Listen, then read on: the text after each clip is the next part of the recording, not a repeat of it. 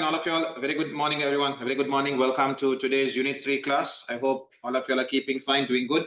We are meeting after about 2 weeks, right? Last week we couldn't have our class. There was a parents meeting over here. Okay, so I hope all are keeping fine, doing good. Now, guys, girls, all of you all, we are in topic 13. And topic 13, part 2 is done. We completed that last week. We have now moved on to part 3. Today we will be starting part 3. And I don't think we will be able to finish part 3 today. Most probably next week, we will finish part 3. And then as soon as part 3 is done, we will have an online quiz. You guys know the normal procedure, right? We will have an online quiz for topic 13. And then the week thereafter will be an exam on topic 12 and topic 13. Everybody okay with this? So if things go as planned, next week will be your online quiz once we finish part 3. And then the week thereafter will be your theory exam on topic 12 and topic 13. Okay, just keeping you all informed. Okay, right, everybody, guys, girls, all of you all, we will let's get started. Let's talk about topic 13 part 3. Do you all have your writing books with you all, everybody? Maybe for the first 20-30 minutes you all won't need it. After that you all will be needing it. Okay, there are some examples I want you all to draw with me. Okay, right, now everybody, we are now going to move on again to something completely different from what we were doing in part 2. In part 2, we were talking about HCI. HCI was standing for, what did it stand for? It was the acronym for human-computer interaction, isn't it? That is what part 2 was all about. Okay. Now, when you come down to part 3, something completely different. Okay. Can you guys just have a look at the main heading of topic 13? Topic 13 is what? Enabling what? Enabling technologies. We are talking about technologies that are being widely used in today's world. Okay, and in today's world we use a technology known as cloud storage. Okay, without even reading the note, why are many companies turning towards cloud storage? We have spoken about this in topic 12. Many companies prefer to use cloud storage rather than use their own local storage. From the top of your head, what reasons come to mind? Expandable meaning? Flexible, as in, what do you mean by flexible? I'll send you all the tude shortly. You mean scalable. Scalable, you can decrease your storage as you go along, isn't it? If it was your own local storage, you're committed to a storage, isn't it? You buy servers and you put, for example, 1 terabyte in it, you're committed to that 1 terabyte. Is it clear? If you change your mind, there's very little you can do about it. Isn't it? And your setup cost is very high, your maintenance cost is very high, you need experts in maintaining it, isn't it? You need a labor force in maintaining those servers, you need cooling for those servers, you need electricity for those servers. It's quite complex for you, isn't it? But if you go for cloud storage, you only pay a what? A subscription fee. You pay as you go. Okay, you pay more when you use more, you pay less when you use less. That's much easier for you. Okay, guys, but if you calculate your subscription fee over a duration of 10 years or 20 years, it might be double the cost of what you would have paid if you bought the servers without your maintenance cost. So there is somewhat of an argument there. Over a long run, cloud storage could be expensive. If you go to calculate your cost that you're paying every month, and if you do it for 10-20 years, you might notice, your cost, what you call your running cost, is more than your setup cost. Okay, but that's a minor consideration. What else? Backups are done automatically. You're not responsible for the, what do you call, backing up your data. Backups are automatically done, isn't it? Okay, so these are some of the major benefits that companies enjoy when they go for cloud storage. And this is why many companies are turning towards it, isn't it? They prefer to store their data on a server computer that is managed by another company, a company that specializes in data storage. Everybody okay with this? So guys, girls, can you all read this? I'll send the note to students online. Guys online, I'm sending it to you all now. So over here we have part 3. Okay, so I just gave you all a brief reminder. Why are companies turning towards cloud storage? Automated backups are done for them. Data replication is done for them. Thank you. Okay. And we also spoke what is so special about Amazon's web services. They don't only give you cloud storage, they also provide you with tools to manage your data, like database tools. They don't only give you the space, they also give you tools to manage your data. Okay, they also give you data manipulation tools. So, those are additional benefits for you. Okay, right. Now, can you guys read this first paragraph? Any tool or resource that is provided by a third party. You know what third party means, right? Not you, nor the company that you're working for. It's another company that's providing it. And you access it via the internet. Okay. Traditionally, previously, companies would store all their data on computers and servers that were kept and maintained in their own building. This was the normal procedure. Okay, insurance companies, banks, okay, hospitals would have their own servers and they were responsible for maintaining it. What do we refer this to as? We refer to this as on-premises resources. Okay, while many companies still do this, there are still a few companies that do that. Many have moved to using cloud for some or even all of their data storage needs. Okay, so when data is in the cloud, the data is held on a server. Are we all okay with this third paragraph? Okay, when you say data is stored on the cloud, what do you mean? What do you mean? My data is stored on an extremely powerful computer known as a mainframe computer, or we call it a server computer. So everybody, if you look at this image over here, these are some of the major cloud storage providers. Some of them you would identify immediately. Some of them you wouldn't be familiar with. Okay, so the ones that you guys would be familiar with is iCloud. Many of you are those who are using iOS devices or those who are using Apple devices. Your data is automatically backed up to something called iCloud. Those who are using Microsoft devices, your data is automatically backed up to OneDrive.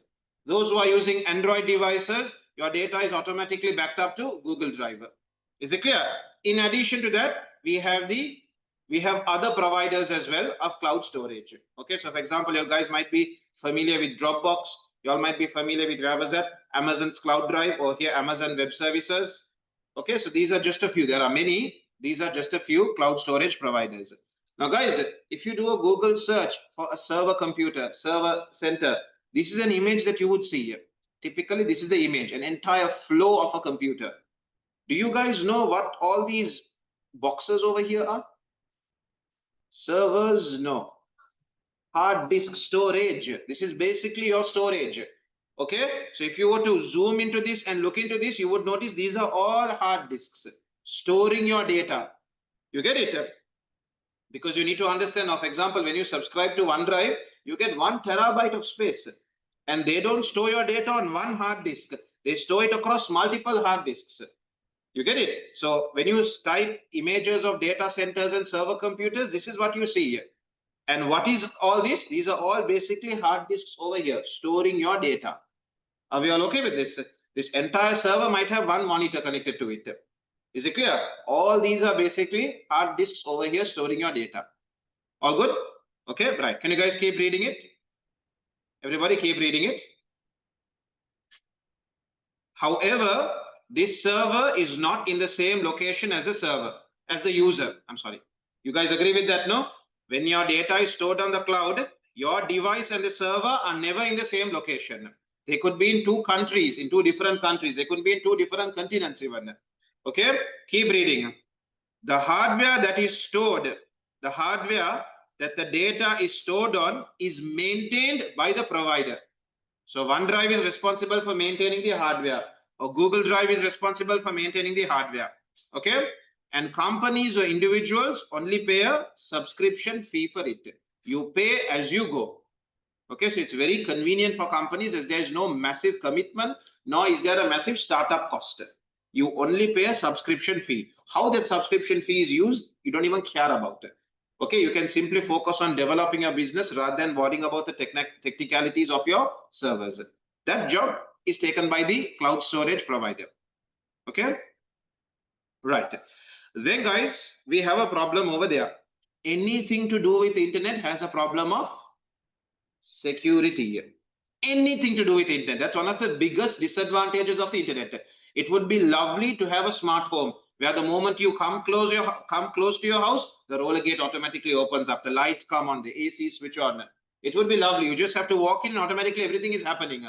But a major concern people have is when you have all these smart gadgets, security becomes a major problem. somebody can simply hack into your house. Is it clear? So anything to do with the internet, okay, it's lovely to have an e-commerce store rather than have a physical store and employ people and have shelves and car park and electricity, and rather than deal with all those problems, it will be lovely to have an e-commerce store. But your biggest concern with an e-commerce store is what? Security, protecting customers' data on it, protecting the site from a cyber attack. You get it? Okay, so can we go down to securing data? Everybody? Data is extremely valuable. All the data that you collect, okay, it's extremely valuable. We spent a lot of time talking about it, right? Okay, it can give key insights to inform business decisions that can lead to increased profits or advantages over rivals. You guys remember this, right? We spoke about what? Data analysis. You remember? We had prescriptive analysis. What else? Descriptive analysis. Predictive maintenance. Okay, basically from your data there is so many decisions that you can make. You can learn so much by just going through the data that you have collected. Your data is extremely valuable. Okay, read the next paragraph. It can also be sensitive, meaning this is data where if it got into the wrong hands, it could put you in a lot of trouble. Okay, read it. It can also be sensitive, customers' personal details, their delivery details, their banking details. Okay, so ensuring that data is secure to avoid its loss or misuse is vital for companies and individuals, because if you don't protect it properly, customers can take you to court. They can claim massive compensations from you. Is it clear? Your business can drop immediately the moment customers do not have confidence in you protecting their data. Immediately they're going to close their accounts with you. They're going to withdraw doing business with you. It can bring a lot of what do you call problems to your business. So you're going to take protecting customer data very, very seriously. Can you guys keep reading it? There are many ways to protecting your data. Okay. However, one of the key factors is whether the data is stored or being transmitted. You need to protect your data in two places or in two situations, which is during transmission. You get it? For example, when I'm shopping with Daraz, from my computer, data is being sent to Daraz's server. During transmission, it needs to be protected. And while it is stored on their server, also it needs to be protected. You get it? During transmission and during storage, protection needs to be offered. Everybody okay with this? So we'll see how it's going to be done. Okay? Can you guys keep reading it? That's why we don't have servers in Sri Lanka. We don't have servers in Sri Lanka mainly for data protection acts, because here in Sri Lanka, from the government side, we don't have strict rules and regulations about protecting data. You get it? Like the government has powers to go and investigate data stored on a server, which is why businesses are not very confident in putting their servers over here. Okay? Right. Everybody, shall we move on down to the next page? Let's move down to the next page. Right. So we have something called encryption. Many of you all from O levels or maybe from AS level, you'll have a basic understanding of encryption. But in part 3, we're going to go through it in detail. How does encryption work? Okay. Right. Can you guys read the first paragraph? When we say file encryption, we are talking about encrypting stored data. Are we okay with that? When you say file encryption, we are talking about encrypting stored data. Now, everybody, above encryption, can you all put a very short note? Do you all know anything about what encryption means? In simple terms, in one sentence, how would you describe encryption? Any ideas from AS level or O level? If I were to tell you all the data on my laptop is encrypted, so there's no chance anybody will be able to, what do you call, access it to understand it. Is that why all businesses in Sri Lanka is slow? No, reasons. That's not the reason. Okay. If you're talking about local businesses like government businesses in Sri Lanka, they are generally slow because of their systems. Their systems aren't that great. Okay. But what do you mean by businesses are slow here? Okay. Right. Everybody, can you guys tell me what is your understanding from encryption? Okay, because it has been converted. So you can basically say encryption is what? Your data is scrambled into an unreadable format. Everybody okay with this? Your data is converted. Instead of saying converted, shall I say scrambled? It's put into an a format that nobody can understand. Okay, only the person who encrypted will be able to understand because it has been scrambled into a unreadable format using a password, using a key, using a mathematical formula. Everybody okay with this? So can you all just put the description on top? Okay. Scrambling of data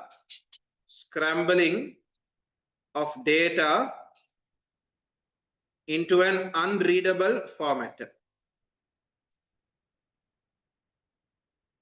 Into an unreadable format.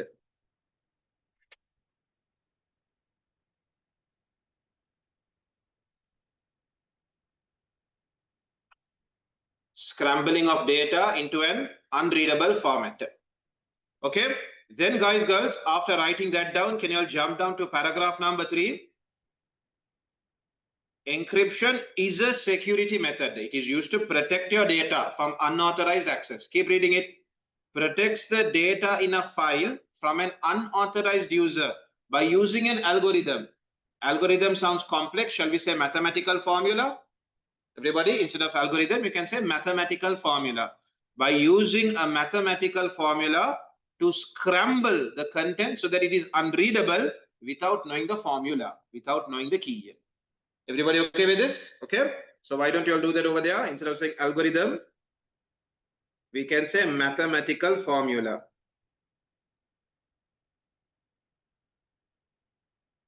And instead of saying correct key, for your notes, in your exam, you must write correct key. Instead of saying correct key, we will again say formula. Okay, this is for you to understand. In your exam, you need to write these words. Okay, right. So everybody, I'll give you all a very simple example. Okay, I think in AS also, in AS level also, I use this example. Say for example, both of us are going to communicate, and we are worried that people in the middle might be reading our messages. So we come to a very simple mathematical formula. What do we say? Every letter that we write, we are going to shift it 3 times in front. You get it? We have a very simple formula. Me and you, we have a formula saying any message that we send, every character in that message, what do? Our formula is what? Shift it 3 places in front. So for example, shift it 3 places means what? The letter A, I will write it, shift A 3 places in front. B, C, D. You will write A as D. You get it? And then for example, P, how will you write P? MNOP, Q, R, S. Q will become S. You get it? Now, if somebody, like for example, if you were to take the message, hello. So everybody, if I were to take the message hello, tell me what it would look like. If I were to take the message hello, once I were to encrypt it with +3, what would it be? What would it appear as? GHIJK. E will become ABCDE FGH. IJKL MNO. O MNO PQR. Okay, everybody. So somebody who gets this is not going to understand what this means. You get it? But do you think my formula is a difficult to figure out formula? My formula is not a difficult to figure out formula. It's quite simple. Everybody okay with this? Which is why in encryption, the mathematical formula, the algorithm that is used is a lot more complex. Okay, this formula which I gave you of +3, after a few letters, you will figure out, you know what, this guy is doing this. You get it? Okay, so it's not a complex formula, but in real life, in encryption, we use a very, very complex formula to encrypt our characters. Are we all okay with this? Okay, right. Can you guys read this? Read the next paragraph. Although the algorithm used for encryption are themselves very complex, the overall process of encryption in terms of the mathematics that's involved in it is relatively simple. Versions of this process, also known as cryptography, have existed for thousands of years. If you go into the history of encryption, you would find earlier, guys, when kings wanted to communicate with another king of a country, what did they have to do? They didn't have the internet, no, they didn't have emails, right? So what would they do? They would actually write letters and send it. They would have a messenger to take the letter and go to the king on the other side of the world or in the next country or neighboring country. You get it? Then what was the danger that they had? The messenger on the way could be attacked by people, and these people could take the message and read, and they know what the king is sending to the other country. Okay, everybody okay with this? So what would the king generally do? When he sends his messenger, he would send the messenger with an encrypted message. He would have a certain formula where he has encrypted that message. You get it, guys? But now here is the problem. Let's say, for example, two kings from two different countries want to talk to each other. You get it? Now, when they agree upon a key, that agreed key also they need to send through somebody, isn't it?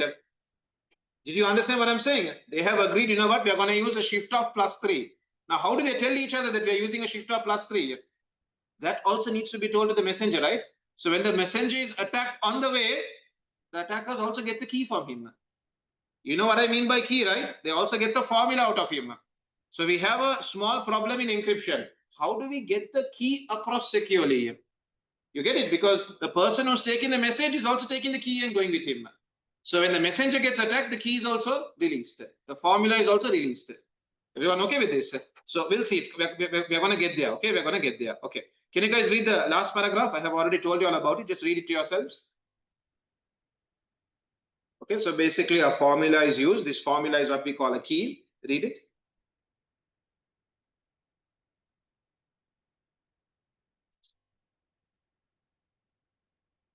Okay, so without this key, without this formula, there is no way you're going to be able to unscramble the data. Okay, there is no way you're going to be able to unscramble this data. Okay, right. Now you all know what encryption is now. So everybody, we had a problem and we still do have it, where we tell you be very careful what you download from the internet. Because when you download things from the internet, especially from harmful sites, you have something called a Trojan horse. You know what is a Trojan horse? It looks useful. So for example, you want to watch a movie online, or let's say, for example, you want to download the Office package. What do? You go and do a Google search saying download Microsoft Office 2024 for free. And you press enter. And many websites will pop up saying, you know what, click here to download it for free. Click here to download the full version for free. And what do? You see the Microsoft logo over there. You see a nice green color button over there. You go ahead and click on download. And what happens? An executable file download saying Office 2024.exe. Now you think this is the actual Office package. And what do? You go and open it because Office logo and all is there. You open it and it says installing Office. And you're all happy about it. But what actually happens in the background? It's just a disguise that it's the Office package. In reality, it's installing a ransomware on your computer. You know what's a ransomware? A ransomware is a program where when it installs on your computer, it encrypts all your data. All the files on your computer are now encrypted. Is it clear? So it says Office is installed. Now, when you go and open a Word document, the Word document opens up, but you can't understand a single character in it. It's all jumbled and scrambled. What has happened? All your data has got encrypted. And most probably a message will then pop up saying you have been affected with the ransomware or all your data has been encrypted. If you want it to be decrypted, you need to make so much of a payment. Is it clear? And normally the payment will be requested through cryptocurrency. So it cannot be traced. You get it? And they'll say, once you make this payment, then we will share the key with you so you can decrypt all your data. Everybody okay with this? So this is a common virus or a malware that many people have been affected with, where you download a software thinking it's a useful software, thinking it's a movie. Once you open it up, it installs a malware called ransomware, which basically encrypts all your data. And without the key, you cannot do anything. Everybody okay with this? Okay? Right. Now, guys, you all know about encryption. Encryption can be used to protect your data. How does encryption work? You all have somewhat of a basic idea. Okay, but there's a lot more to learn in terms of how encryption works. Are we good? Can you guys move down to the next one? You can also use passwords to protect your data. So only users who know the password can basically access the data. Okay, and you guys are all familiar with passwords. Nothing complex about a password, right? You create a password and only when you enter that password, you can enter the system or you can view the data. Can you guys read passwords?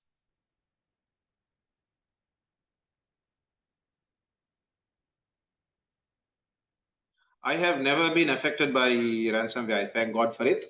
But I have had students who have got affected with it. So yeah, not a joke. So my precaution is, guys, I have backed up all my data using OneDrive. Okay. So even I hope it never happens to me, but in the unlikely event of my data getting affected by a ransomware, what I can do is I can always recover it from my cloud storage. You get it? I'm using OneDrive and I'm having a paid subscription on OneDrive where they do regular backups for me. So even if my data gets affected by a ransomware, I can always recover it from my cloud storage. Okay, everybody. Right, can you guys go through passwords? Passwords are used to authenticate the identity of a user. You know what authenticate means, right? Check whether this is the right user. So how does it know it's the right user? When you can enter the correct password. Everybody okay with this? So a computer system, okay, think of a server computer, securely stores the password you created. Okay, when access is requested to the system or to a file, the user is challenged, enter the password. When the user enters the password, the entered password is compared with the stored password. If they match, access is granted.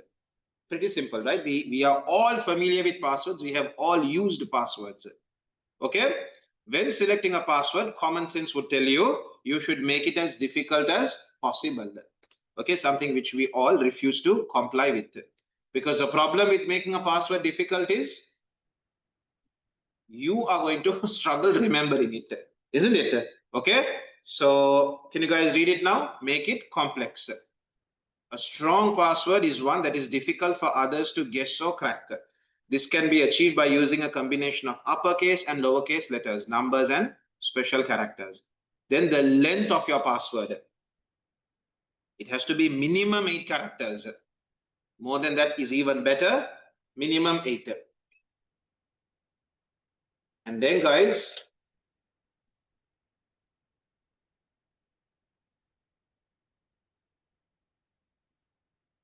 your password should be unique. Not one password for all your online accounts, which many of us, I'm pretty sure, are going to be guilty of. We have one strong password which we use for all our online accounts. Problem is, if that password is exposed, the hacker will be able to now access all your online accounts. Okay, which is why, because of this problem of where people are refusing to put strong passwords, what do online systems do now?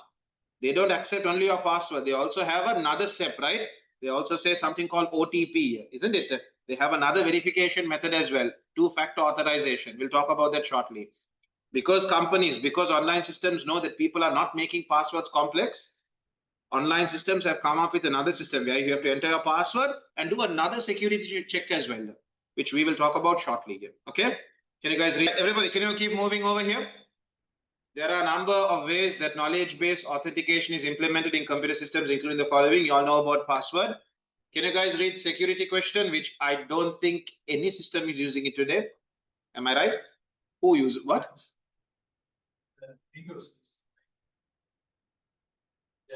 They ask. Okay. He says the Windows operating system. Is it? Okay. So there are sorry. Results Plus has. Oh. So Results Plus has its same. So typically, what are the questions? Name of your favorite, your pet, a name of your pet, your mother's maiden name. So for online banking, they ask this question: what is your mother's maiden? You know what does maiden name mean? Before she got married, what was her surname? Her name and surname before she got married. Because after they get married, they put the husband's name now. So they ask that question for online banking. Or they ask you who was your childhood best friend. Then they ask you what? Like these are questions which only you will know the answer to. Okay, but not very commonly used. Okay, can you guys read that? So normally when you forget your password, when you say forgot password, they first ask you this question. If you can answer this question, then they send you the reset link. Are you guys okay? But in today's world, what do they do instead? They ask you for your mobile number that you use to register with this account. If you give the correct mobile number, an OTP is sent to you. A code is sent to you. You have to type that code, then you can change your password.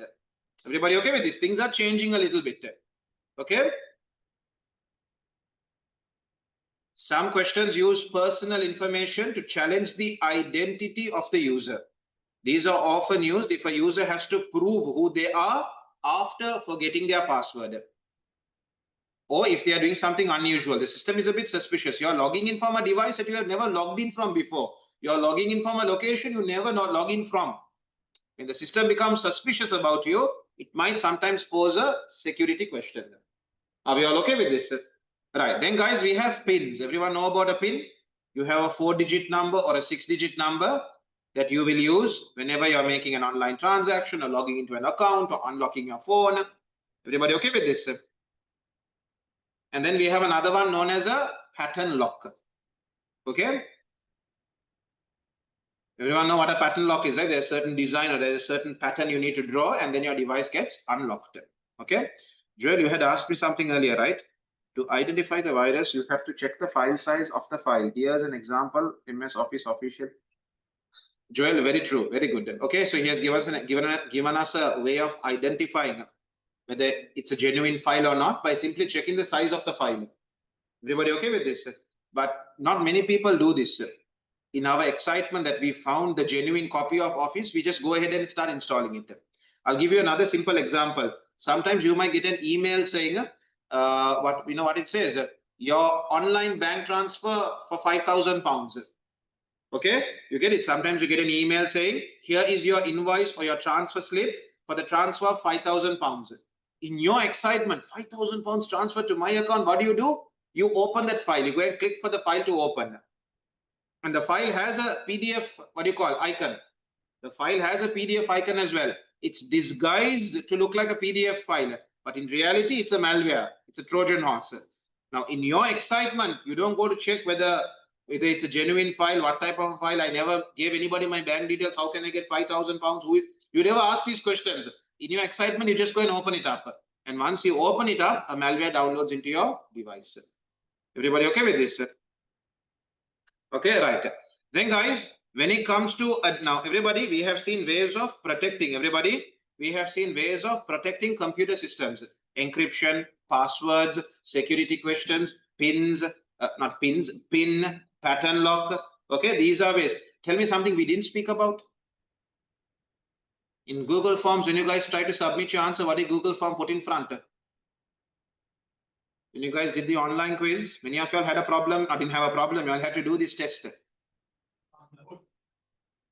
Capture test. Sometimes a capture test is put forward not to check whether you're the right person, to check whether you're a human. It's not checking whether you're the right person. It's checking whether you're a human or a robot. Okay. Then guys, we didn't speak about OTPs over here, right? Two-factor authorization we didn't speak about. You know what two-factor authorization is? You're checked on two things. You give your password, then an OTP is sent to you. One-time password is sent or a code is sent. Or you put your password, then they ask you for your biometrics. You get it? We didn't mention that over here. Two-factor authorization. Okay? Right. Can you guys keep reading it now? When it comes to a DBMS, a database management system, what are the special ways we protect the DBMS? Can you guys, now things are going to get a bit complex over here. So can you guys read this now? A DBMS controls access and views. Two new words coming up. Access and views of stored data so that security, integrity, and privacy are maintained. Okay, everybody? Access control tools in a DBMS allows the data manager to control who can access the database. Can you all read that yourselves again? Access control tools allows you to control who can access what in your database. Okay. What actions they can perform once they access and what subset, what data inside that data can they view. Okay, we'll talk about it. Then we have something called views. You all have understood what access is, right? Access is basically what can the user access and what can they see, what can they do and what can they see, what can they do, what can they access and what can they do with it. Then we have something called views. What do you mean by views? I'm not talking about design view, data sheet view, layout view. I'm not talking about that. This is a different view. Can you guys read what views are? Views are used to show only certain parts of the data to users. Everybody okay with that? Read that sentence again to yourself. Views are used to only show certain parts of the data to the user. You only get to see certain things. I'll give you guys a quick example. if Platinum had an online information system, or if a school has an online information system, in this information system, we track your fee details, we track your attendance, we track your marks. Is it clear? We track your discipline. Now, when your class teacher logs into her account, what can she see? She can see all your academic performance. Your fees related information, she wouldn't be able to see. This is a simple example of views. In the system, we have your fee details, but a teacher cannot see your fee details. She can only see your academic details. That's what we call views. We restrict what users can see on the system. Okay? The accountant will be able to see all your fee details, but he will not be able to see any of your academic performance. What did you score? What was your ranking? What is your average? None of that he will be able to see. Okay? Example of views. Keep reading it. This makes the database easier to understand by hiding the complex structure behind it. Everybody okay with it? It becomes easy for users to understand the system because they don't see everything. They only see information that they need to see. Are we all okay with this? Okay, right. Access and views. Now you know what access are, right? So for example, I didn't give you all an example for access now. In access, a teacher, now you all know what views are now. A teacher can only see the academic performance of students.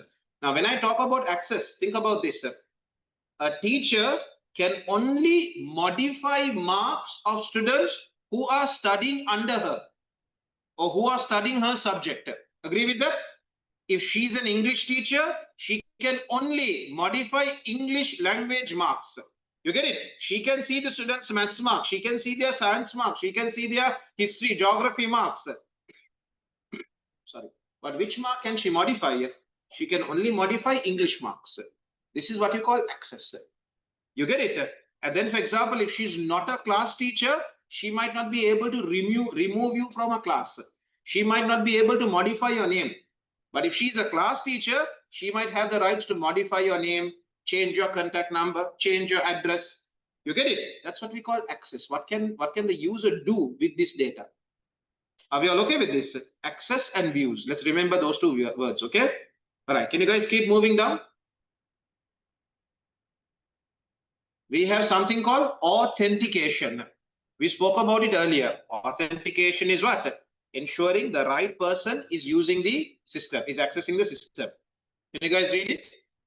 A DBMS, a database management system, verifies, checks the identity of users attempting to access the database in the same way as other computer systems authenticate users before allowing them to enter. So users must provide valid credentials. You know what these credentials are? In most cases, it is your username and password. In some cases, they might ask you for your contact number and they might send you an OTP to authorize, to what you call authenticate, it's you. Are we all okay with this? Authenticate means what? Ensuring the right person is accessing the system. Then we have another word called authorization.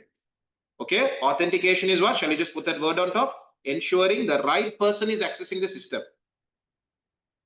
Ensuring, authenticating. Okay, when you guys connect your Wi-Fi password, what does it say? It doesn't say authenticating, no? It says connecting now, no? Earlier it used to say authenticating. Ensuring it's the right person by the password you have entered. Ensuring the right person is accessing.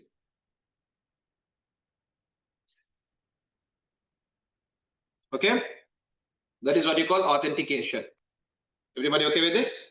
Okay, right. Then guys, we have authorization, checking whether you have the, how do I say this? Checking whether you have the rights to carry out actions on the system. You getting it? Okay, checking whether you have the rights to carry out various actions on a system. Okay. It's like, for example, what's a good example I can give you? So you all read it, Willow? You all read it? Authorization involves granting or denying permissions to perform specific operations. So basically, authentication means ensuring you have the rights to carry out certain operations on a system. Okay. In an organization, there may be a large number of people who need to access a particular set of data, but their needs may vary. Don't think of anything complex, think about a school.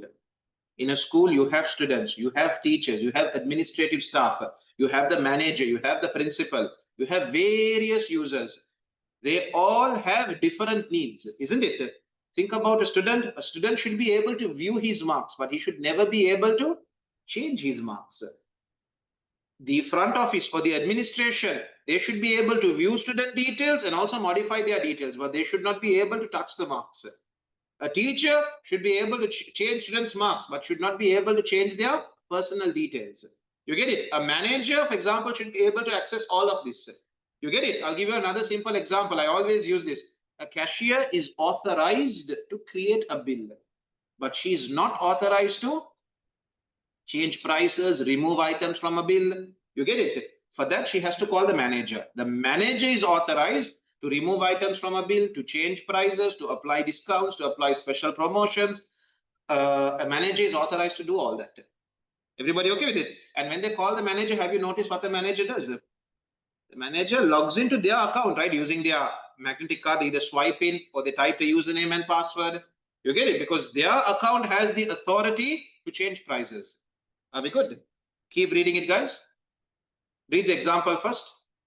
For example, some jobs may just require a user to find and read data. You can only view the data. Okay? Whereas another role may require the ability to edit certain data. Okay, certain job roles, you can only view data. Certain job roles, you can view plus modify it. Are we okay with this? Okay, keep reading it. So now two newer words are about to come up. You guys saw access and views. Now you guys are going to see two more words. What are they? User roles and privileges. Okay, user roles and privileges are closely linked with authorization and allow authorization to be fine-tuned so that only the data a user should access can be accessed. I forgot to show you all something, guys. Can you all read this example with me before you all read this? Everyone, can you quickly read this?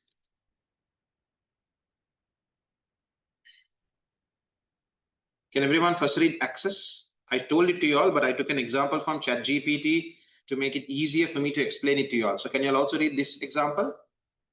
Access means what? Refers to the ability of a user or program to interact with a database. Like what? What can they read? What can they insert? What can they update? What can they delete? You get it? Sometimes, guys, think about a student. A student can only read their marks. You get it? An administrator can insert a new student into the system. You get it? A teacher can update marks. An administrator can delete students from a system. Okay, these are examples of access. Read, write, okay, things like this. Okay, can you guys read the examples I have given you all? A student may have read-only access to their grades, but cannot change them. This is what we call access. An admin will have full access. They can add students, delete students, modify their marks. Modify their marks, maybe not, but can modify the students' personal details. You get it? Right. Then what do we mean by views? Views are basically what can they see? Okay, they don't have to see everything. They need to see only certain things. A student will only see his marks. He won't see his colleagues' marks. You get it? But a student might see the mark of the highest student in the class. So, or the student might be able to see the class average. You get it? Certain systems, they might also show you the class average. So you can compare your performance with the class. You get what I'm saying? Okay, these are what we call views. A view is like a virtual table. That table is created only for you.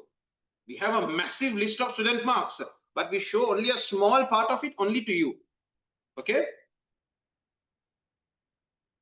It doesn't store any data. It basically just shows you a part of a table only. It basically simplifies it to show data that's only relevant to you. Are we good? Okay. Look at the example I have given you. You have a students table with the names, their address, their grades, and their fees. A teacher will only see the names and grades. Are we okay with that? This is what a teacher will see. You can create a view called student grades that shows just these two fields. Okay. Right. So are we okay with access and views? Access is basically what can you control, what can you do with the data. Views is basically what you get to see, what you see, right? Then guys, we have roles and privileges. Okay, so again guys, when I say roles, you know what roles means? Roles are basically designations. You are the manager. Now when a person is made a manager, they get to do certain things. No, they get certain power, right? They can make certain decisions, right? You get it? When somebody is a manager, there are certain things that they can do. When somebody is a front office staff, they can do certain things. When a student is when a person is what you call identified as a student, they can do certain things. A very simple example, think about the security in front. Since he is given the designation of security guard, he has every right to stop you and check your bag. You get it? He has every right. He is given that privilege. Okay. Now we have example front office staff. Do they get the privilege to check your bags? No, they can't check your bags. Their role has nothing to do with checking your bags. Okay, they don't get the privilege of checking your bag. But the security, because of his role, he gets the privilege to check your bag. You'll understand that? Privilege basically means what can they do on the system. Okay, role is the designation, privilege is what can they do on the system. Right, can you guys now read roles? A DBMS allows the database manager to define roles. So I'll give you all an example that you guys can all relate to. Think about WhatsApp groups. What are the roles you have in a WhatsApp group? There are only two roles now. Administrator and who are everybody else? Members. Everybody else are members. An administrator gets a lot of privileges, right? He can decide the group name. He can decide who joins the group. He can remove people from the group. He can put a time on the group. He gets a lot of privileges because as an administrator, these are the privileges you get. You guys get the role of member. When you're a member, the privileges you get are you can only send messages. Okay, and if you want, you can leave the group. There's nothing else that you can do. Everybody okay with this? You all understand this simple example of role and privileges. Okay, right. Can you guys keep reading it? Read the example I have given you all. The sales team staff would have a different set of privileges from senior managers. The security settings for each role can be defined once, but applied to all users in that role. Everybody okay with this? When a user is joining an online system, I can assign a role for them. He's a sales staff, or he is a manager, or I can assign a role. When a person is given a role, automatically for that role, they get certain privileges. They can modify certain data. They can only view certain data. They are denied access to certain data. Everybody okay with this? Okay, fine. Keep reading it.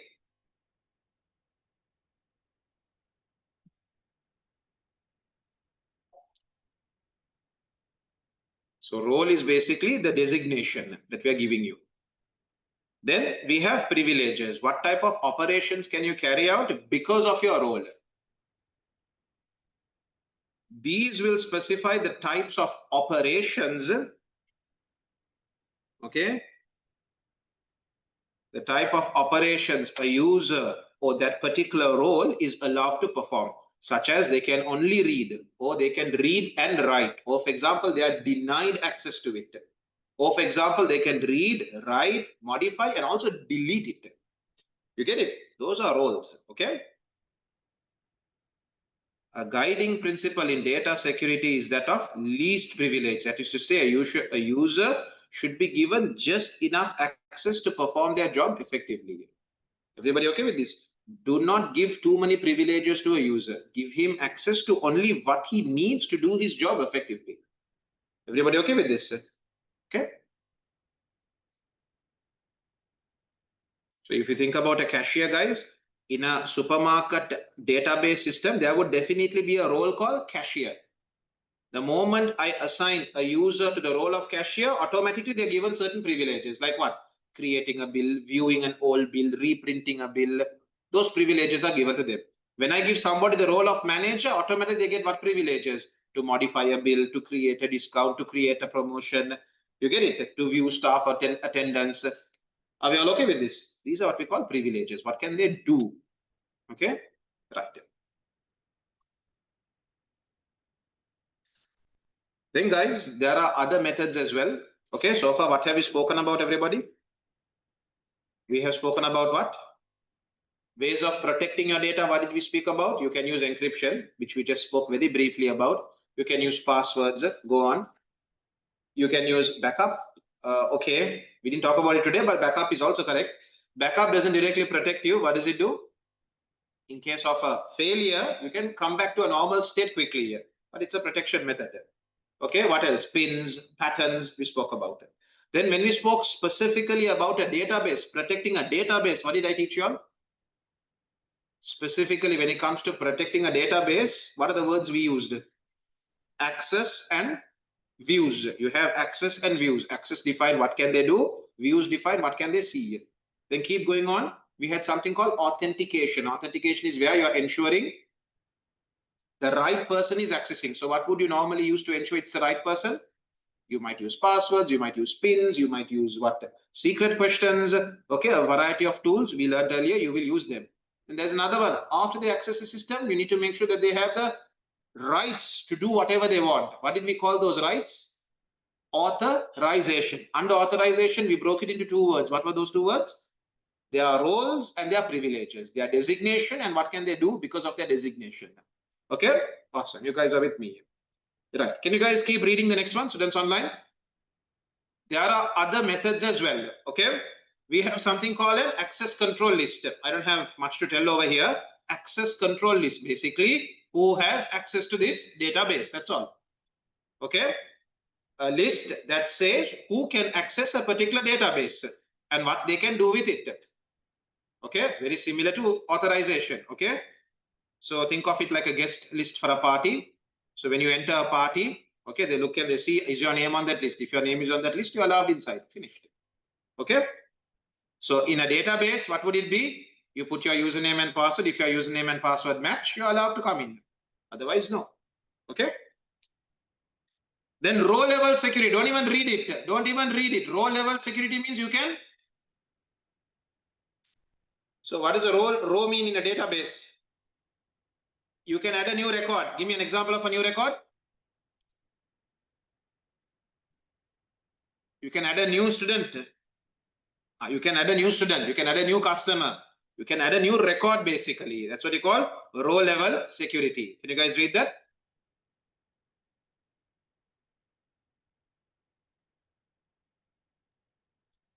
Okay. In a school database, teachers can only see the marks of students in their own class, not all students. Okay. Then guys, can you guys go through views? We spoke about that as well. Views are basically used to control what a user can see. They don't get to see the whole database. They only get to see data that is relevant to their designation, related towards their job. Okay, a simplified or a filtered version of the data that shows only what the user needs to see. Okay. In a hospital system, doctors may only see patient records, but not the billing details. It's like giving someone a summary page instead of the whole file. Auditing, we know now. We learned it where? Yeah, under what topic did we learn it? You want to ensure you're ready for homework also recently. To maintain what do you keep audit trails? What did you, Vasan, what did you say? No. To maintain data integrity. When it comes to maintaining data integrity, one of your tools are audit trails, recording everything that happened. Once again, an audit trail is like a backup, right? It doesn't directly protect you, but if something goes wrong, you have evidence to go through. You can identify where the problem took place. It's like having CCTV cameras in the class. Having cameras in your house doesn't protect you from the thief, no, but it will make the thief think twice before he breaks in, because he knows he's going to be recorded. Is it clear? And even if he decides to break in, he can break in and steal, but at least you have evidence to, prevent it from happening again. Everybody okay with this? Right, keep reading. Auditing, can you guys read?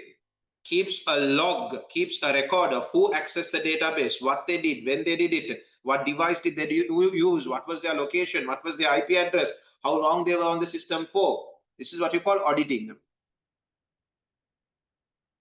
Okay, so if something were to go wrong, if a problem were to come up, you have information to go through to identify when the problem took place. You're not going to be clueless. Okay, I don't know, you don't say. Right. Then guys, I feel like you guys are with me. Things are going well. So we can start encryption, right? Okay, right. Everybody, can we come down to encryption? We have already spoken about it now. Why do you encrypt your data? Because you do not want unauthorized users reading it, understanding it, isn't it? Okay, why does Daraz encrypt all their data? Because they don't want unauthorized users seeing their customers' personal details, seeing what their customers are purchasing. You get it? They want to protect that data. Can you guys read the definition again? Is a security method that protects data from unauthorized users by rendering it unreadable or by making it or by scrambling it into an unreadable format. Using a mathematical algorithm, or we say formula, the data is scrambled and it can only be unscrambled by using the same formula again. Okay. So encryption falls into two categories. You have symmetric and asymmetric. Okay. So asymmetric is more secure than symmetric. I'll prove it to you all why here. Okay.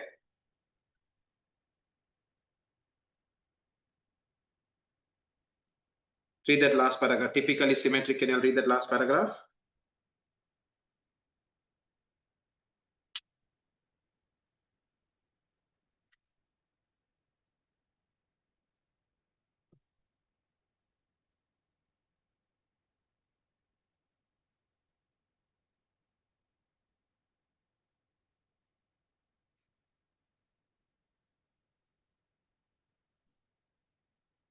So everybody,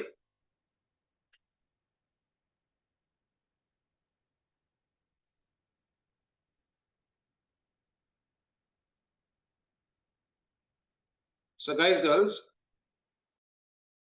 look at me, Vila now. You are worried that if your laptop gets stolen, whoever gets access to your laptop will be able to access all the data on your laptop. You have a fear.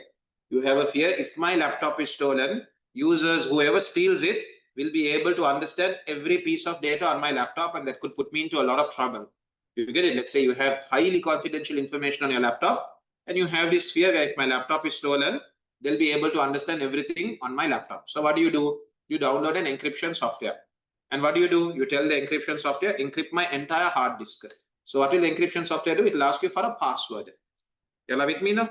When you say encrypt, it will ask you which drive do you want to encrypt. So if you say encrypt local disk C and local disk D, it will go ahead and encrypt. Before encrypting, it will ask you one question. It will ask you two questions basically. Enter a password and to confirm that password. Everybody okay with that? When you put a password, you are entering a password. What's actually happening in the background is that password is going to be converted into a mathematical formula. And using that formula, it will be a very complex formula. Using that formula, all your data gets encrypted. Your data basically gets scrambled into an unreadable format. Using the password that you entered. The password that you entered gets converted into a mathematical formula. And then using that formula, all your data is scrambled. Now, when you want to decrypt your data, you know what decrypt means now? Decrypt is the opposite of encrypt. You want to bring it back to its normal form so you can understand it. What do you have to do? You have to put the password again. Everybody okay with this? No problems over here. Everyone okay with this? That you encrypted the data, you decrypt the data. There is no problems over here. Right. Now let's take another example. Me and Yavan, okay? We are living in, before the computer became possible, became popular, before computers were used, before the internet was used. We are both kings of a country, okay? We both rule countries. And you know what? I want to send a message to him, a very confidential message about how we are going to attack the neighboring country. Or we are going to attack a country that's in between both of us. You get it? I want to send a message to Evan, who's on the other side, but in between there are neighboring countries that we are at war with. Is it clear? So I don't have email, I don't have telephone call, I don't have any of this modern technology. What do I have to do? I have to write a letter and send it through my messenger to go and meet Evan. Agree with me? Evan is on the other side. Sorry, I'm using the wrong name. You are Evan. He's Avish, right? Why didn't you all even tell me instead of grinning and waiting? Sorry, Avish, my bad. What was I saying now?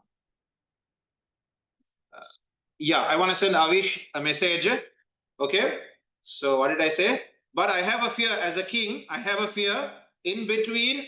People are going to intercept my messenger, get hold of my messenger, torture him and get the message out of him, which is then going to expose my what? My plan is going to be exposed, isn't it? My confidential information which I want to send to that king is going to be exposed. Guys, online, you are following with me, right? Okay. So what do? I encrypt my message using a secret formula. Using a complex formula, I encrypt it. Now, when I send this message, Avish needs to know the formula so that he can decrypt the message. You get it? Avish needs to know the formula I have used to encrypt so he can decrypt it. How do I send the formula to him? How do I send the key to him? My only way is send it with the messenger. So I send the letter and the key with the messenger. Now what happens? On the way, when the messenger is intercepted, when the messenger is caught on the way, what do? They get the message which they don't understand. Then what do? They start further torturing him to get the key out of him. And they get the key and now they can decrypt the message and understand it. Very ineffective. Everybody understand this? It's very ineffective because how do I get the key across to him? I have no way of sending the key across to Avish in a secure way. You get it? So this is the problem with symmetric key encryption. Now, for my hard disk example, was symmetric key awesome? For my hard disk example, where only I was using the hard disk. For that, for storing data on a personal storage device, not a problem.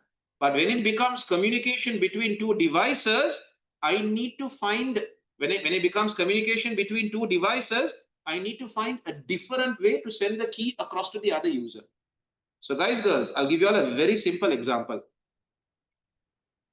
Certain platforms, you know what they do? They use symmetric key encryption. So when you log into Gmail, Gmail has encrypted all the data. They want to send you the key. How does Gmail send you the key? They don't send it through the same network. What do? They SMS the code to you. You guys know that? When you log into Gmail, Gmail says, okay, password is okay, but data is still encrypted. Okay, how will we send the key to you? Not using the same network. If we use the same network, hackers will get it. So what do? Via SMS, we send the key to you. Or what do? They give you an automated telephone call, and in the telephone call, they give you the key. They use a different method to send the key across to you. Are we okay with this? Okay, so in symmetric key encryption, basically what happens? The same key is used to encrypt and decrypt. But the problem with symmetric keys, how do you get the key across? Okay, how do you get the key across? That's a difficulty. And since it is the same key, breaking in and figuring it out is not that difficult. Everybody, which is why symmetric key is not the best. Asymmetric is better. Okay, all right. Can you guys read this paragraph now? Symmetric key is a method of securing data where the same key is used. Encrypt, decrypt, same key here. The sender scrambles the original message using this key. It turns into an unreadable text called ciphertext. Stop there for a minute, guys. Your encrypted message is called ciphertext. And what do we call your message that is not encrypted? We call that plain text. Can I put that word on top? Everybody, your original message, we call it plain text. Once it's encrypted, we call it ciphertext or ciphertext, whichever. Okay. Once it's encrypted, we call it ciphertext. Okay. The receiver, who also knows the secret key, applies the same key to decrypt the data, to bring it back into plain text format. Okay. Because the same key is used, read the next paragraph. Symmetric key encryption is very fast, very efficient, especially when there is a large volume of data to be exchanged. Okay. But its main drawback is what? Both parties have to keep the password secure because it's the same password, no, it's the same key, Okay, that's the difficulty over here. If someone else gains access to it, they'll be able to easily read all your encrypted data. Are we okay with this? So symmetric key ideal when you want something done quickly and you have a large volume of data. That is when symmetric key is ideal. But symmetric key has its drawback where the same key is used to encrypt and decrypt. So if the hacker manages to get it, he'll be able to decrypt all your data. Are we all okay with this? Sounds good? This is what we call symmetric key encryption. Can you guys read how it works? One secret key, one mathematical formula is used. Sorry.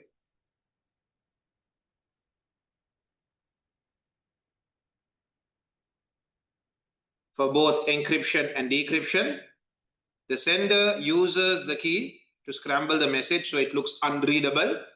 The receiver uses the same key to unscramble it back to the original message. The question that we need to ask is, how did you all share the keys? Everybody okay with this? That's a major question. How did you all exchange the keys? Okay, you can't use the same network to exchange keys, right?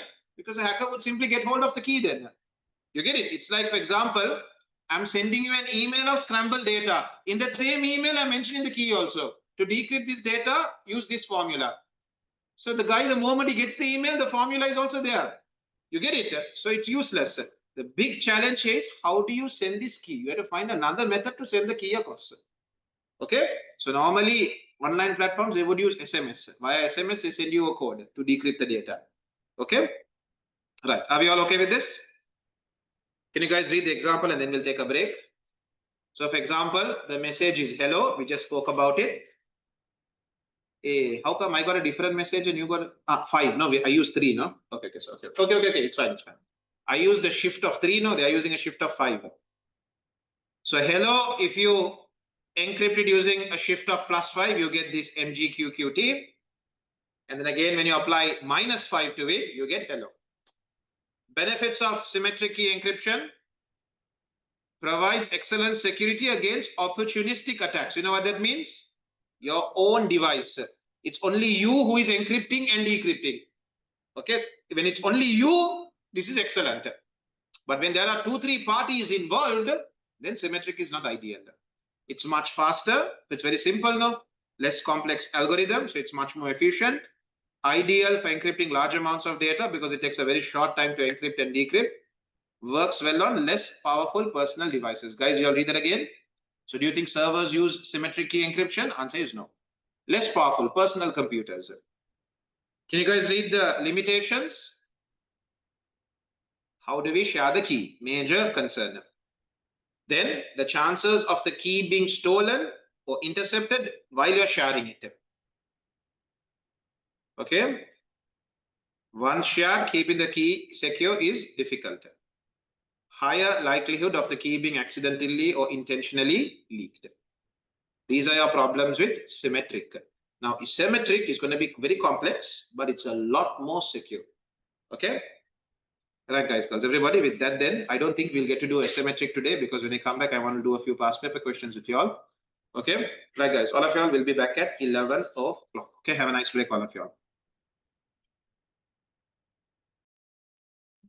Right, everybody, can we move into our past paper questions? If we get time at the end, we'll come back to this. Otherwise, better we do the questions first. So everybody, guys, girls, all of y'all over here, can you all go down to, give me a second to find it.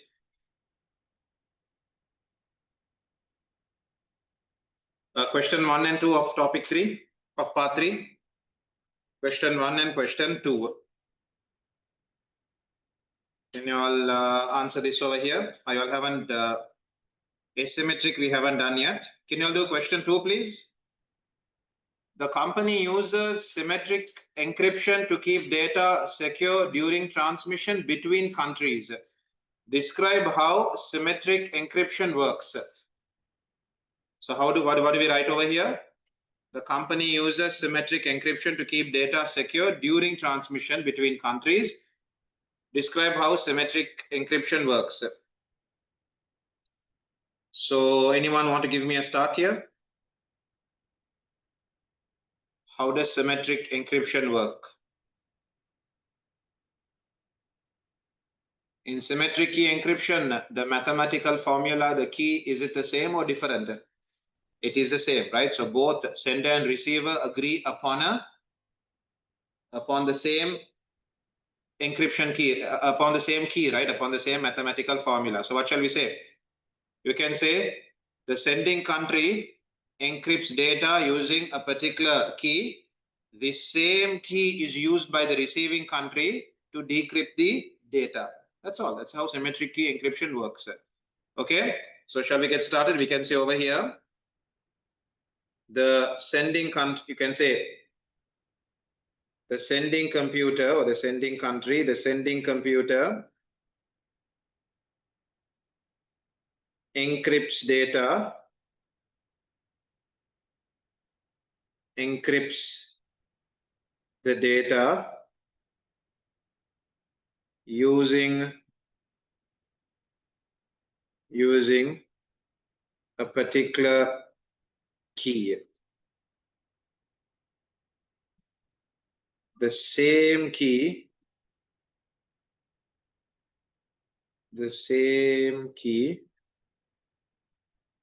is used by the receiving computer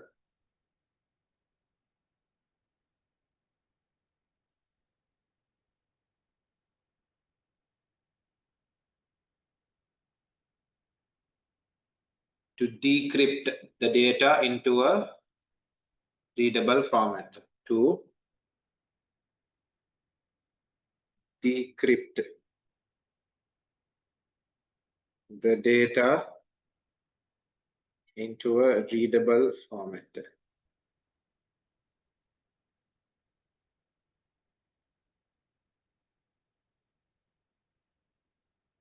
The sending computer converts plain text into ciphertext, and the receiving computer uses the same key to convert ciphertext into plain text. Okay, I hope that order is okay for you all. Then everybody, we need to move on to part 2. In part 2, we have a few questions I want to do with you all.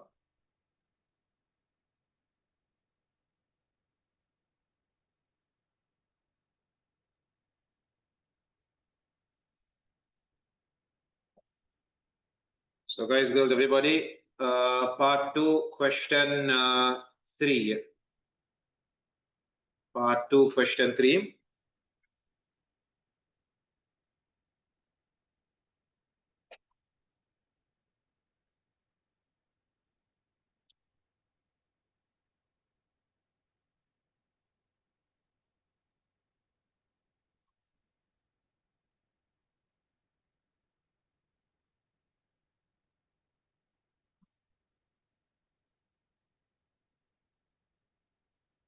The company uses natural language processing. You know what natural language processing means, right?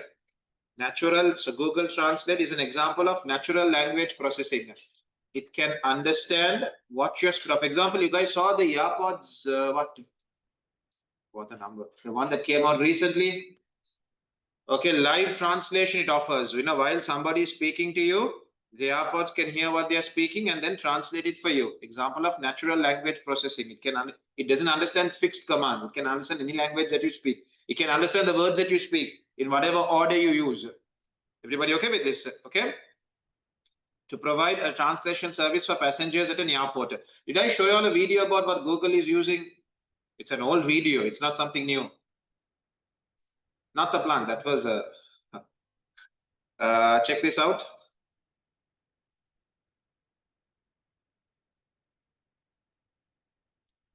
Example of interpreter mode. Everyone look at this.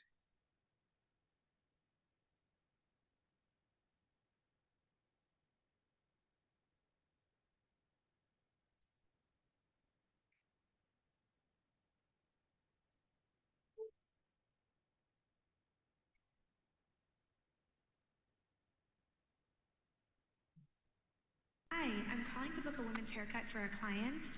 I'm looking for something on May 3rd. Let's say you want to ask Google to make you a haircut appointment on Tuesday between 10 and noon. What? 1 second.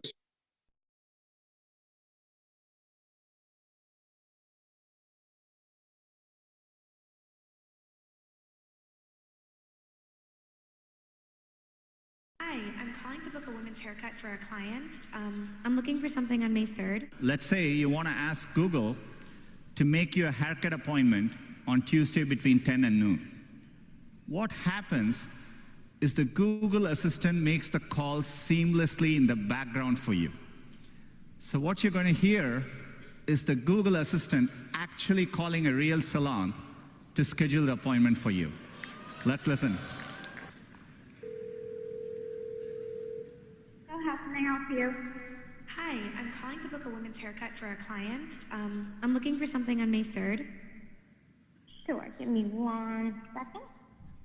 Mm-hmm. Sure, what time are you looking for around? At 12 p.m. We do not have a 12 p.m. available. The closest we have to that is a 1:15. Do you have anything between 10 a.m. and 12 p.m.? Depending on what service she would like. What service is she looking for? Just a woman's haircut for now. Okay, we have a 10 o'clock. 10 a.m. is fine. Okay, what's her first name? The first name is Lisa. Okay, perfect. So I will see Lisa at 10 o'clock on May 3rd. Okay, great. Thanks. Great. Have a great day. Bye. That was a real call you just heard. The amazing thing is the assistant can actually understand the nuances of conversation. We've been working on this technology for many years. It's called Google Duplex. It brings together all our investments over the years in natural language understanding, deep learning, text-to-speech. By the way, when we are done, the assistant can give you a confirmation notification saying your appointment has been taken care of. Let me give you another example. Let's say you want to call a restaurant, but maybe it's a small restaurant which is not easily available to book online. The call actually goes a bit differently than expected. So take a listen. See how may I help you? Hi, I'd like to reserve a table for Wednesday the 7th. For 7 people? It's for 4 people. 4 people when? Today? Next Night? Wednesday at 6 p.m. Oh, actually we reserve for like upper like 5 people. For 4 people you can come. How long is the wait usually to be seated? For when, tomorrow or weekday or? For next Wednesday, the 7th. Oh no, it's not too busy. You can come for 4 people, okay? Oh, I gotcha. Thanks. Bye bye.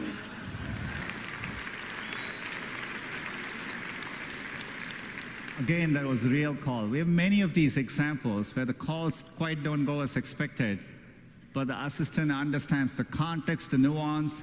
It knew to ask for wait times in this case and handle the interaction gracefully. Look, we're still developing this technology, and we actually want to work hard to get this right, get the user experience and the expectation right for both businesses and users. But done correctly, it'll save time for people and generate a lot of value for businesses. We really want it to work in cases, say if you're a busy parent in the morning and your kid is sick and you want to call for a doctor's appointment. So we're going to work hard to get this right. There's a more straightforward case where we can roll this out sooner, where, for example, every single day we get a lot of queries into Google where people are wondering on the opening and closing hours of businesses. But it gets tricky during holidays, and businesses get a lot of calls. So we as Google can make just that one phone call and then update the information for millions of users, and it'll save a small business countless number of calls. So we're going to get moments like this right and make the experience better for users. This is going to be rolling out as an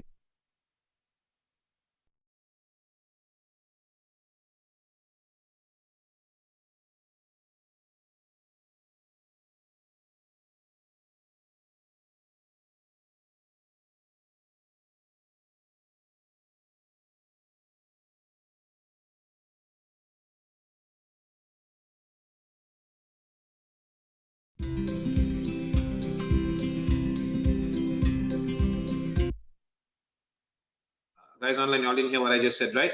So this is another feature Google has. Apple rolled it out recently. Google has been having it for many years. I'm sure many of you all have used it. Have you all used it? In Translate, have you all seen the microphone icon? You press the microphone icon and it can listen to the person talking to you. And then it can give you a live translation of what that person is saying. Okay?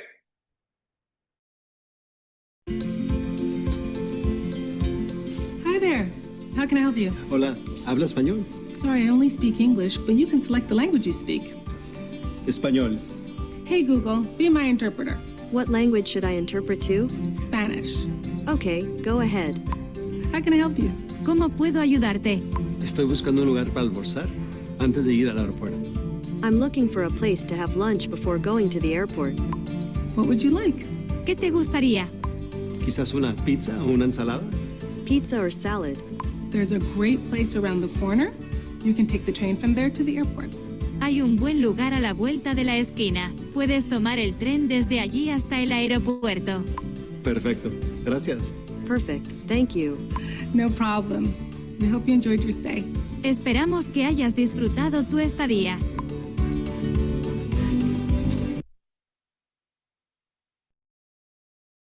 Something new for you all. Right, everybody, guys, girls, can you all now answer this then?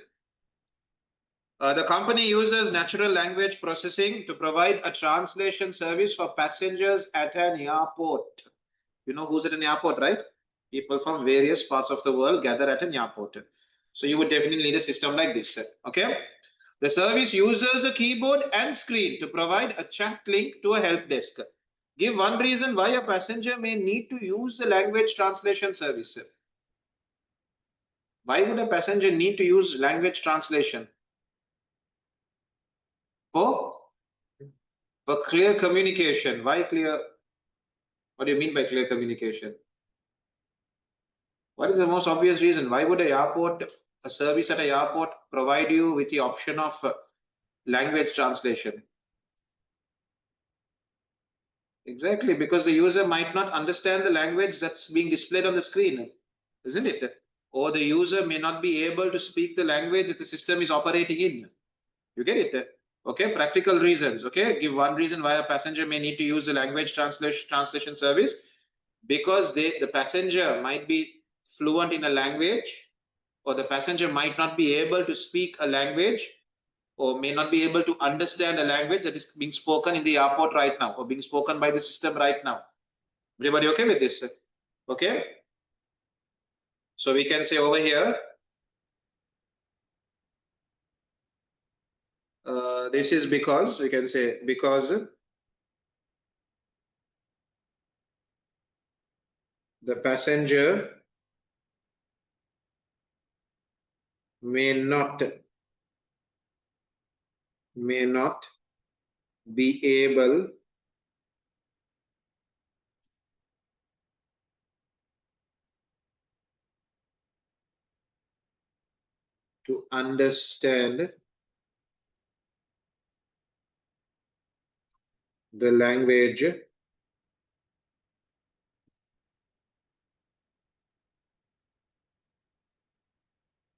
able to understand the language of the instructions provided at the airport, shall I say? So he might find such a system very useful to convert the instructions into a language that he actually understands. Okay, may not be able to understand the language of the instructions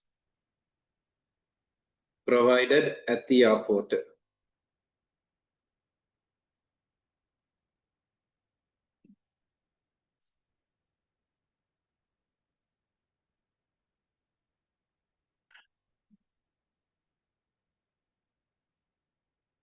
Give one benefit to the company of providing the language translation service.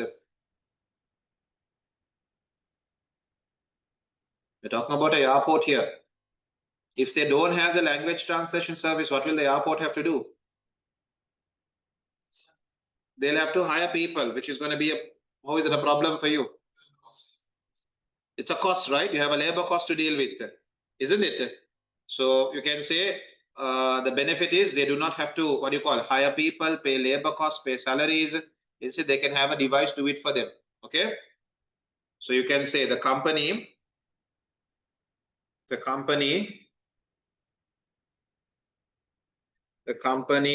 would not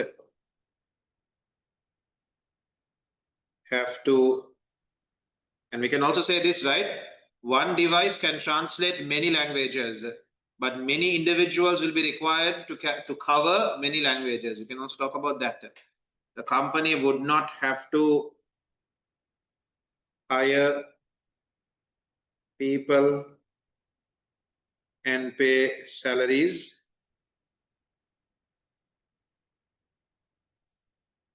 Instead, they can have a couple of devices do the job for them. Instead, they can have a couple of devices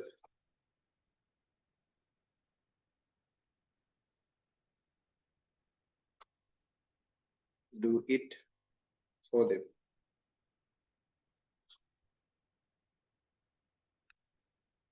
Okay, give one drawback of the language translation service to passengers. What would a drawback be here? I didn't get it again. Misinterpretation can take place. The system may not understand the language, may not understand the pronunciation of your words. Okay, it might give you the wrong output. Something else. What type of users would not benefit from this type of a device? Visually impaired users, disabled users, illiterate users would not know how to use a computer. They're not going to be able to make use of such a service. Okay, maintaining such a service can be a bit complex. To passengers, not to the company, to passengers. Okay, so you choose your answer. You can say those who are disabled may not be able to use this. Those who are computer illiterate may not know how to use this. Okay, passengers who are computer illiterate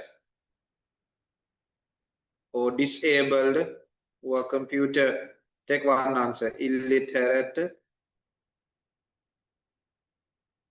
will not be able to use this system effectively, or this service will not be able to use this service effectively.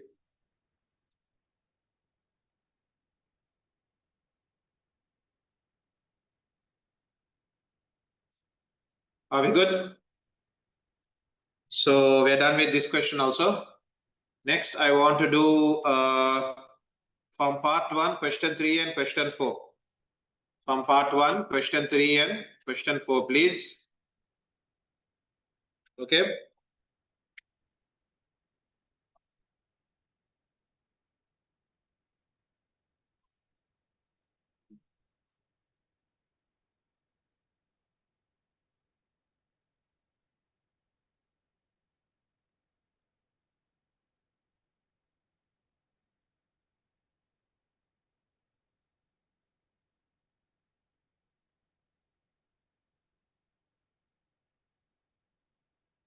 Right. So everybody, we are moving down. Question, what did I tell the numbers?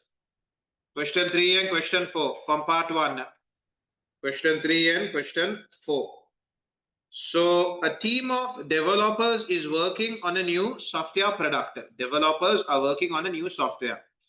The team uses computers on a local network to develop the product. However, the finished product will be installed on cloud servers. Okay, it will not only be installed, it will run on cloud servers basically. Right now, where are they developing it? On their own local network. Where is it going to run? It's going to run on a cloud server, which is not theirs. Explain one advantage of using containerization to deploy the finished product to the cloud. What is containerization, guys? Where you build an app with all its settings and dependencies, library files. It has everything, so it can run on any computing environment. So, everybody, as a developer, do you have control of the computer, the runtime environment or computing environment on the cloud? You have no control. Do you have control over the updates that they do and the changes that they make? You have no control over that. So I have given you all the introduction. Go on. So when they use containerization, no matter how the runtime environment or computing environment on the cloud changes, the app that they develop will continue to work without any problems. You guys get what I'm saying over here? You're developing your app on your servers. Is it clear? And then you're putting it into a container along with all its settings, dependencies, libraries, files, everything you're putting into it, and then putting it onto the server computer's environment. The server computer's runtime environment or computer environment is not in your control, isn't it? They will carry out updates, they will make changes, which they will not ask you. They will, update it their own way. Your app should be, or the app that you just developed should be able to run on any environment, isn't it? You get it? So how shall we word it over here? Everyone? How shall we word this?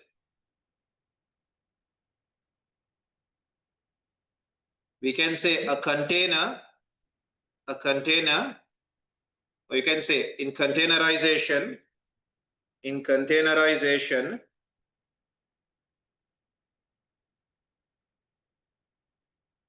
an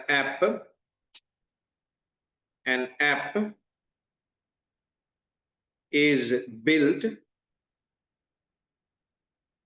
along with all its settings, files, and dependencies, along with all its dependencies, so that it can run on any runtime environment.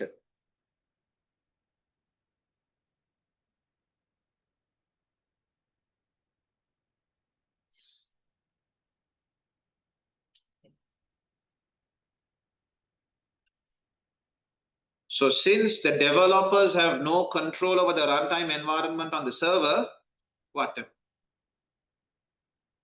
Using containerization will ensure that their app runs smoothly. Okay? Since the team of developers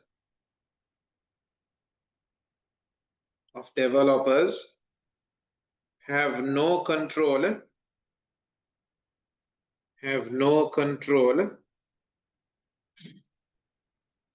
over the runtime environment on the cloud server, over the runtime environment on the server,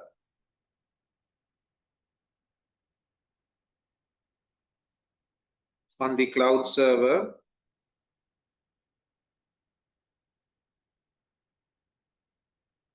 containerization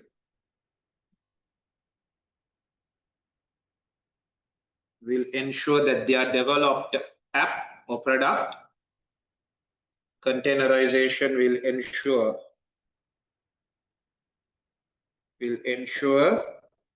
that their developed product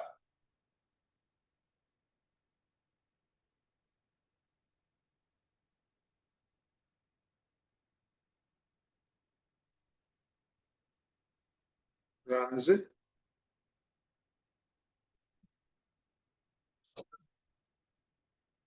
smoothly on the server. Answer is getting a bit long.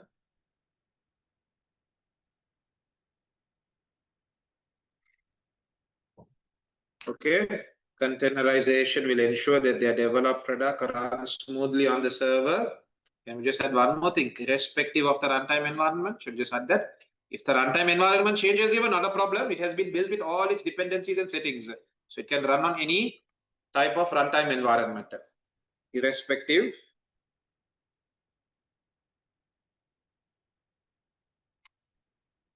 of the server's runtime environment.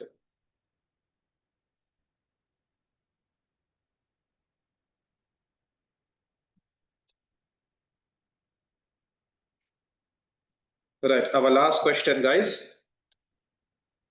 Okay, irrespective of the runtime environment. Okay, everybody give me a second, please.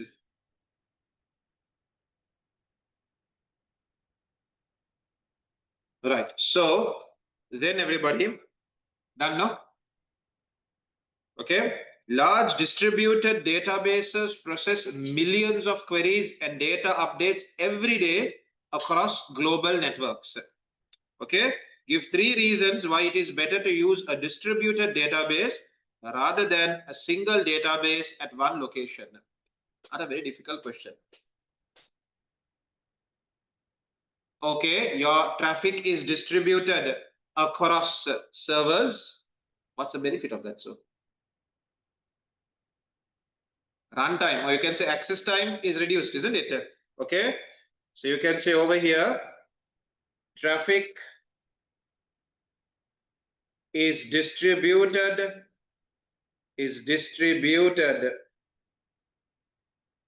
across multiple servers,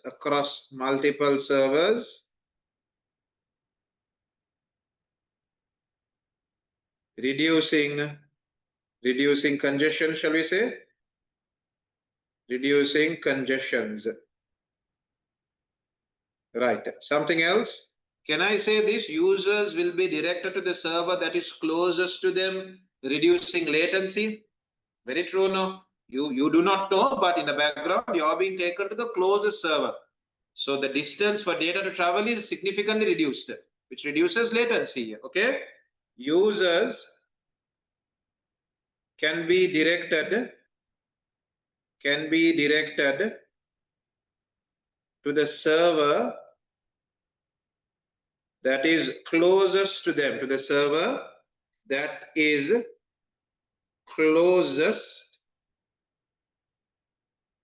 them, thus reducing latency. Something else? Backup, because what do you mean by backup? Yeah. So what's the big deal?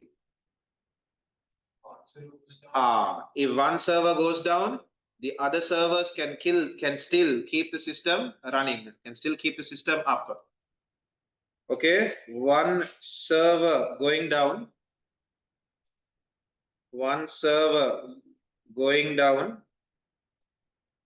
does not cause the system to crash. Does not cause the system to crash. Because since there are other servers to keep the system running,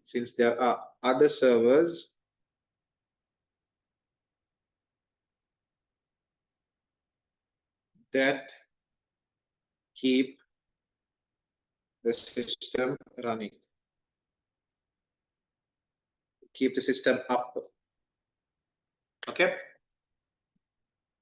So everybody, next Thursday we will be finishing part 3, and then we will be starting topic 14. Okay. And then we will also be having an online quiz for topic 13. Did you understand, everybody? Online quiz next week.